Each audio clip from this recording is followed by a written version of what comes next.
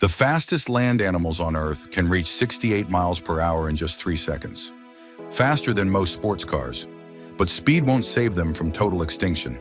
Today, fewer than 7,000 cheetahs remain in the wild, scattered across Africa. That's about the population of a small American town spread over an entire continent. Once, they lived from the Arabian Peninsula to eastern India and throughout Africa. Now they occupy only a quarter of their former range. In Asia, they have completely disappeared, except for a tiny group in Iran, fewer than 30 animals. Cheetahs need vast open land to hunt, but human activity keeps shrinking their space. Farmers kill cheetahs to protect their livestock. Poachers steal cubs to sell them as exotic pets. Every year, their population drops by about 3%. It's a straight path toward extinction for these swift predators. One country decided to try to save them. In 2022, India launched an ambitious project. Asiatic cheetahs had gone extinct there in 1952. British officers and Indian princes used to hunt them for sport until not a single one was left. 70 years later, India decided to bring them back by importing African cheetahs. September 2022. 8 transport crates with cheetahs stand inside Kuno National Park. Officials give speeches about a triumph of science. Cameras broadcast the ceremony across India. The cages open. The cheetahs, 5 females and 3 males from Namibia, step carefully onto new ground. In February, 12 more arrived from South Africa, 20 animals in total. The entire world called it a real breakthrough for wildlife conservation. 2 years later, half of them would be dead. The first problems became clear almost immediately. Kuno National Park covers about 500 square miles for 20 cheetahs. Each one needs at least 40 square miles, because cheetahs are territorial hunters and need large hunting grounds. Simple math. The park offered barely half of what was required. 20 solitary predators were locked in a space far too small. What happens when predators are crowded together? Stress, aggression, competition for every patch of territory. In the spring of 2023, one male escaped beyond the park's borders. He was caught in a village 12 miles away. Locals were shocked to see an African cheetah walking down their streets. The animal was returned, but the message was clear. The cheetahs didn't find the place big enough to live. In May, something even more tragic happened. A female was killed by a male during mating. In the African wild, such cases are extremely rare, but they occur when too many males are forced into a small area. Too many predators, too little space, too much stress. The Supreme Court of India had to step in and ordered that new areas be found for the animals. But the park's size was not the only problem. To track the cheetah's movements, they were fitted with GPS collars, a standard practice. But the collars turned out to be too heavy and tight. They rubbed the animals' necks, leaving open, bleeding wounds. The wounds became infected. The cheetahs grew weaker. Post-mortem reports showed that several of them died from these infections. Others died of starvation, unable to adapt to their new environment. By the summer of 2023, the situation had become critical. Experts from Namibia and South Africa wrote a letter to India's Supreme Court. They were direct. The deaths could have been prevented with better monitoring and veterinary care. Their roles as advisors had been reduced to a simple display. When the cheetahs needed urgent help, their advice was ignored. Decisions were made not by scientists, but by bureaucrats. The Indian government claimed that everything was under control. The Supreme Court disagreed. Why are you turning this into a matter of prestige? National pride and reputation had become more important than saving an endangered species. By January 2024, the death toll had reached 10. Half of the animals were from Namibia. By September, exactly 2 years after the grand ceremony, all the remaining adult cheetahs and cubs were kept inside protected enclosures. The experiment had completely failed. The goal was to create a wild population, but what they ended up with were cheetahs living in cages.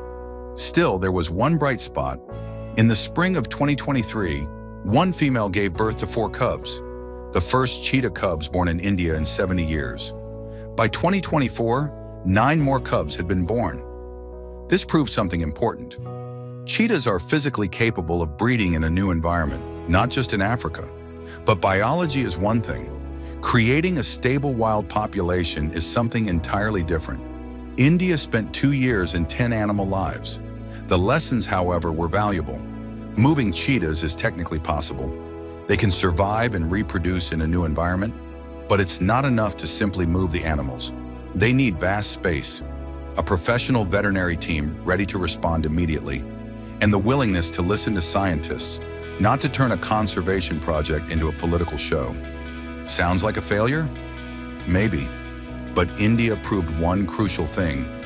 Cheetahs can live and reproduce in a new place. It just wasn't the right place. And the idea of the right place had already appeared back in 2005.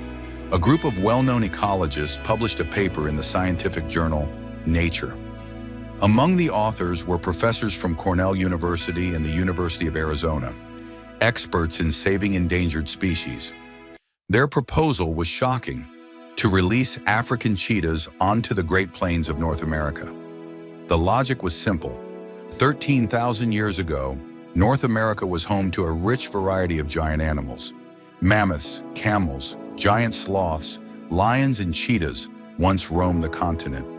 All of them disappeared at the end of the Ice Age, most likely due to hunting by early humans.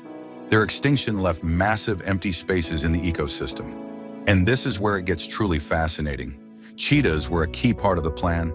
The American cheetah had hunted pronghorn antelopes across North America for 4 million years. The pronghorns evolved to escape this predator, becoming faster and faster.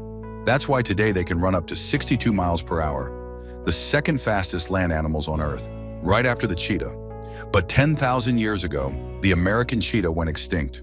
The pronghorns are still running from a ghost. Bringing cheetahs back would restore that evolutionary link. One broken by human destruction, the media went wild. Stories appeared everywhere, from the New York Times to morning talk shows. Critics raised obvious questions. Safety. Farmers already struggle with wolves. How would they react to African predators? Environmental risks. What if the animals disrupted existing ecosystems? The scientists' plan was gradual. First safe herbivores, then larger predators. Cheetahs came first for a reason. They hunt alone, rely on speed instead of strength, and avoid people, almost always running away when they encounter one. Among all big predators, they are the least dangerous, and their species is on the edge of extinction. Time is running out. The key difference from India was space, and the contrast is striking. India, 500 square miles for 20 cheetahs. A single American ranch, 3,000 square miles. One ranch is 10 times larger than the entire Indian park. India, 1.5 billion people, with villages and farms surrounding the park on all sides. The Great Plains. In some counties of Montana, Wyoming, or Texas, there are fewer than one person per square mile. For 20 cheetahs, India was a crowded cage. America offers the world's fastest predators a true home. The second difference is the lessons learned from India's failure. India showed exactly what doesn't work. A park that's too small, collars that are too heavy, politics overriding science, and a lack of genetic diversity. America can avoid all of that. There are millions of acres of private land. Lightweight GPS collars, drones, and cameras can provide constant monitoring. Veterinary teams can respond quickly. Management can be done by independent scientists without political interference.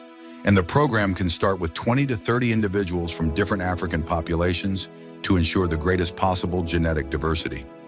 Of course, the risks remain. Cheetahs might sometimes attack livestock.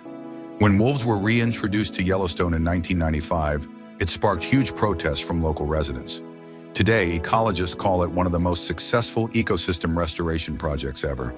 But cheetahs would likely face even stronger opposition. Still, there are important differences between wolves and cheetahs. Cheetahs almost never attack people. They are shy, avoid confrontation, and prefer to run away when they encounter a human. They specialize in medium-sized prey. Pronghorn antelopes are perfect for them. Cattle are far too large.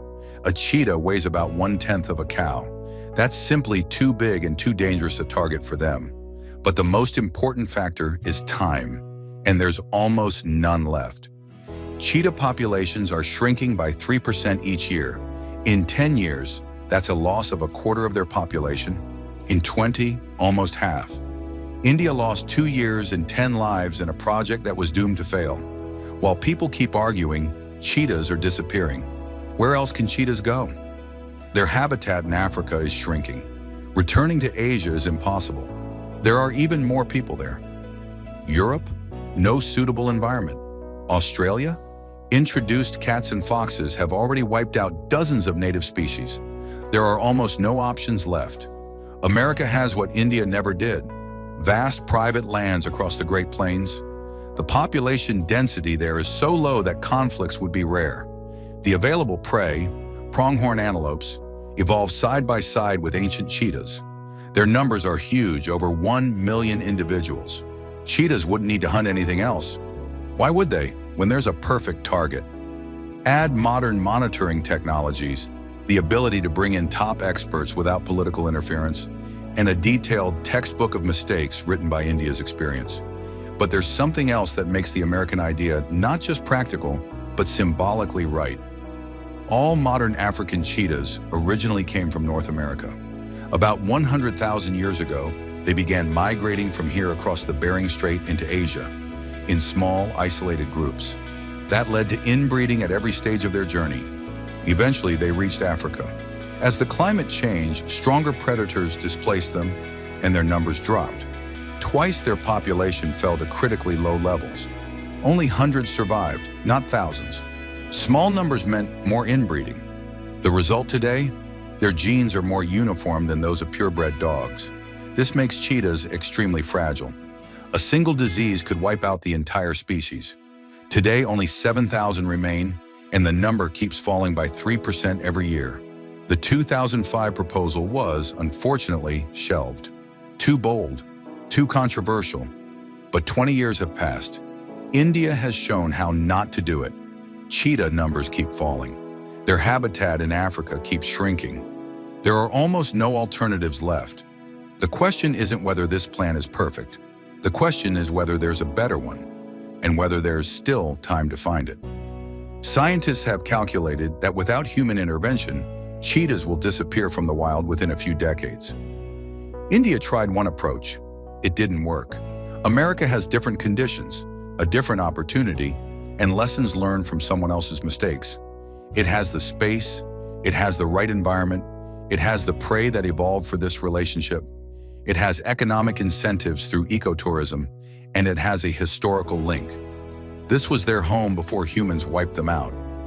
Maybe it's time for the cheetahs to come home, because if it doesn't happen now, there may soon be no one left to bring back. The speed that makes them the fastest animals on Earth won't save them from extinction. Only people can give them that chance. The question is, will they do it in time?